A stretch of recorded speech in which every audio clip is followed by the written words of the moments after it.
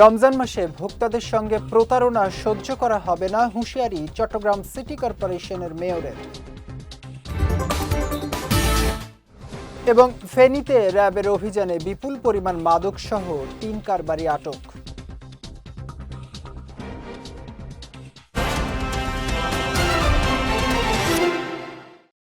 আসসালামু আলাইকুম। চট্টগ্রাম সংবাদে আমন্ত্রণ জানাচ্ছি আমি জাওয়াদ অন্তু। শুনছিলেন শিরোনাম, এবারে বিস্তারিত। রমজান মাসে কৃত্রিম সংকট সৃষ্টি, অযৌক্তিক মূল্য বৃদ্ধি কিংবা ভোক্তাদের সঙ্গে প্রতারণা কোনোভাবেই সহ্য করা হবে না বলে হুঁশিয়ারি দিয়েছেন Chittagong city mayor doctor Shahadat Hossain. দুপুরে চট্টগ্রামের খাতুনগঞ্জ পাইকারি বাজার পরিদর্শনকালে তিনি এই হুঁশিয়ারি দেন। বলেন, বাজার ব্যবস্থাপনা উন্নয়ন, পরিচ্ছন্নতা বজায় রাখা এবং ন্যায্য মূল্যে পণ্য বিক্রি নিশ্চিতে সিটি কর্পোরেশন কঠোর নজরদারিতে থাকবে। এ লক্ষ্যে সংশ্লিষ্ট দপ্তরগুলোর সমন্বয়ে মনিটরিং কার্যক্রম আরও জোরদার করার ঘোষণাও দেন চসিক মেয়র। পরিদর্শনকালে মেয়র শাহাদাত হোসেন বাজারের বিভিন্ন আড়ত ও পাইকারি প্রতিষ্ঠান ঘুরে দেখেন এবং রমজান কেন্দ্রিক নিত্যপণ্যের মজুদ ও সরবরাহ পরিস্থিতি সম্পর্কে খোঁজ খবর নেন। এ সময় ফুটপাতে যত্রতত্র মালামাল রেখে জনসাধারণের চলাচলে বিঘ্ন সৃষ্টি করায় কয়েকজন দোকান মালিককে ভ্রাম্যমাণ আদালতের মাধ্যমে জরিমানা করা হয়। পাশাপাশি মূল্য তালিকা প্রদর্শন না করায় কয়েকটি প্রতিষ্ঠানকে অর্থদণ্ড দেয়া হয়। ফেনীর সদর থানাধীন দক্ষিণ মাইজবাড়িয়া এলাকা থেকে বিপুল পরিমাণ মাদকসহ ৩ মাদক কারবারিকে আটক করেছে র্যাব। সকালে গণমাধ্যমে পাঠানো এক প্রেস বিজ্ঞপ্তিতে এই তথ্য নিশ্চিত করেন র্যাব ৭ চট্টগ্রামের সিনিয়র সহকারী পরিচালক ARM মোজাফফর হোসেন। জানান, গোপন সংবাদের ভিত্তিতে গতকাল ফেনী জেলার সদর থানাধীন দক্ষিণ মাইজবাড়িয়া এলাকায় মাদক বিরোধী অভিযান চালিয়ে মোহাম্মদ শরীফুল ইসলাম প্রকাশ মিলন, রেজাউল করিম প্রকাশ আসিফ ও মোহাম্মদ সাজ্জাদ হোসেন নামে ৩ কারবারিকে আটক করা হয়।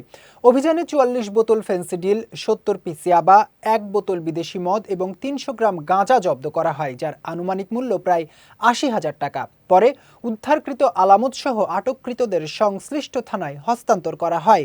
এদিকে মাদক নিয়ন্ত্রণে এ ধরনের অভিযান ভবিষ্যতেও অব্যাহত থাকবে বলে জানান র্যাবের এই কর্মকর্তা।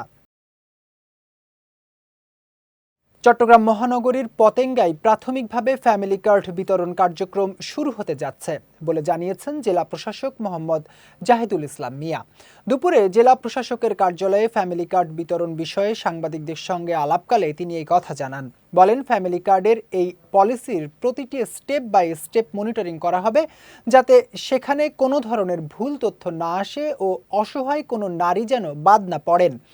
পতেঙ্গায় ফ্যামিলি কার্ড বিতরণের ক্ষেত্রে যেন কোনো রাজনৈতিক প্রভাব না পড়ে এবং স্বচ্ছ ও দলমত নির্বিশেষে সকলের নাম অন্তর্ভুক্ত থাকে, সেই ব্যাপারে দিক নির্দেশনা দেওয়ার কথাও জানান জেলা প্রশাসক।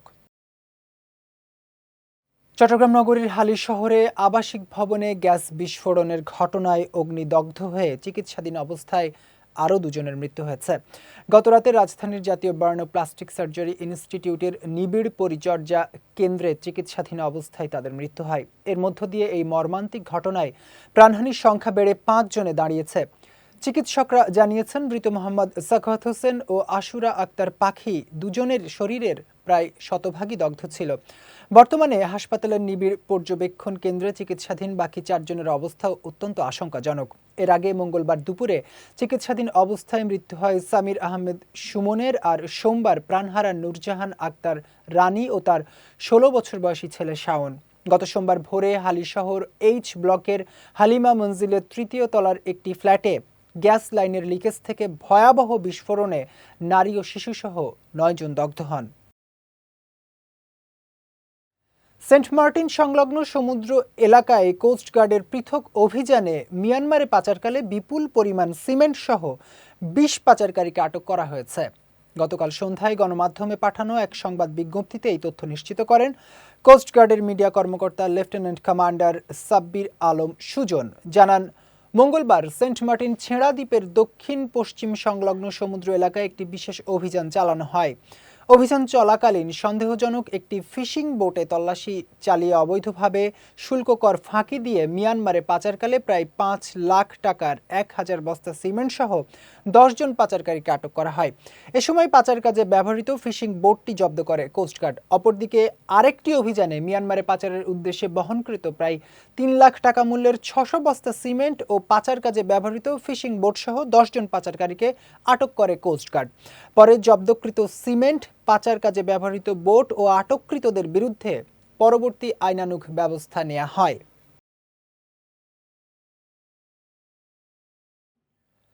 কক্সবাজারের রামুতে মায়ের মৃত্যুর ৩ দিন পরই বাবার জানাজা ও দাফনে অংশ নিয়েছে দ্বিতীয় দফায় প্যারোলে মুক্তিপ্রাপ্ত ২ ভাই।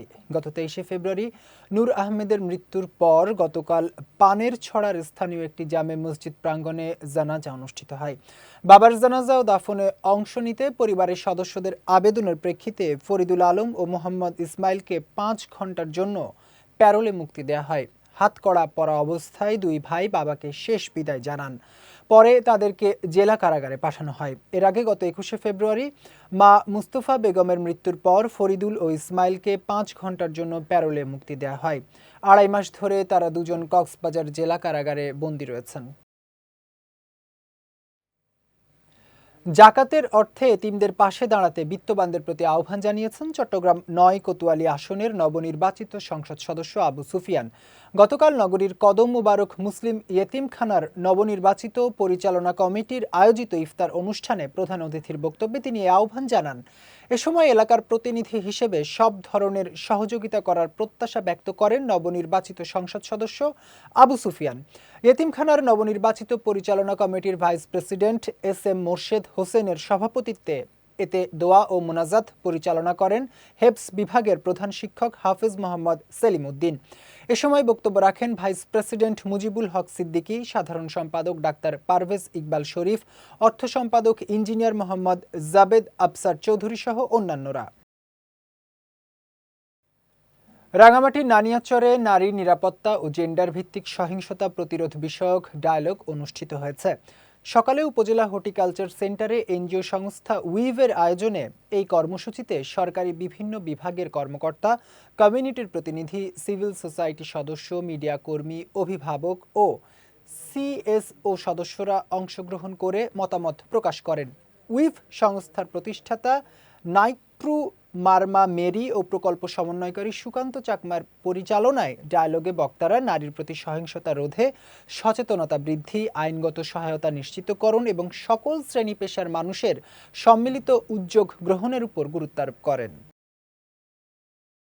চট্টগ্রাম ও রাঙামাটিতে সড়ক দুর্ঘটনায় সংসদ সদস্য সহ ৩ জন আহত হয়েছেন। গতকাল ঢাকা চট্টগ্রাম মহাসড়কের মোহাম্মদ আলী এলাকায় সড়ক দুর্ঘটনায় চট্টগ্রাম ১ আসনের সংসদ সদস্য নুরুল আমিন আহত হন। এ সময় নেতাকর্মীরা তাকে উদ্ধার করে প্রথমে বারৈয়ারহাট পৌরসভা ও পরে চট্টগ্রাম নগরীর একটি বেসরকারি হাসপাতালে নিয়ে যান। অন্যদিকে মঙ্গলবার বিকেলে রাঙামাটি খাগড়াছড়ি সড়কের সাপছড়ি এলাকায় সিএনজি দুর্ঘটনায় ২ জন আহত হয়েছেন। পরে তাদেরকে গুরুতর অবস্থায় উদ্ধার করে হাসপাতালে নেওয়া হয়।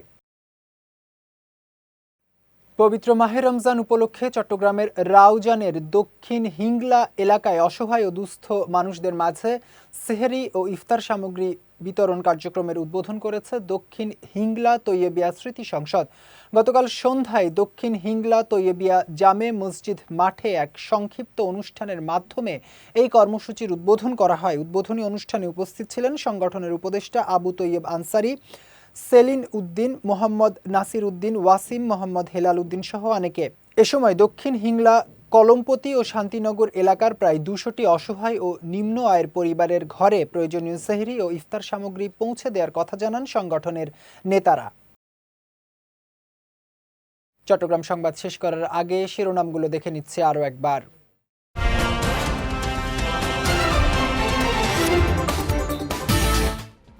রমজান মাসে ভোক্তাদের সঙ্গে প্রতারণা সহ্য করা হবে না, হুঁশিয়ারি চট্টগ্রাম সিটি কর্পোরেশনের মেয়রের। এবং ফেনীতে র্যাবের অভিযানে বিপুল পরিমাণ মাদকসহ ৩ কারবারি আটক।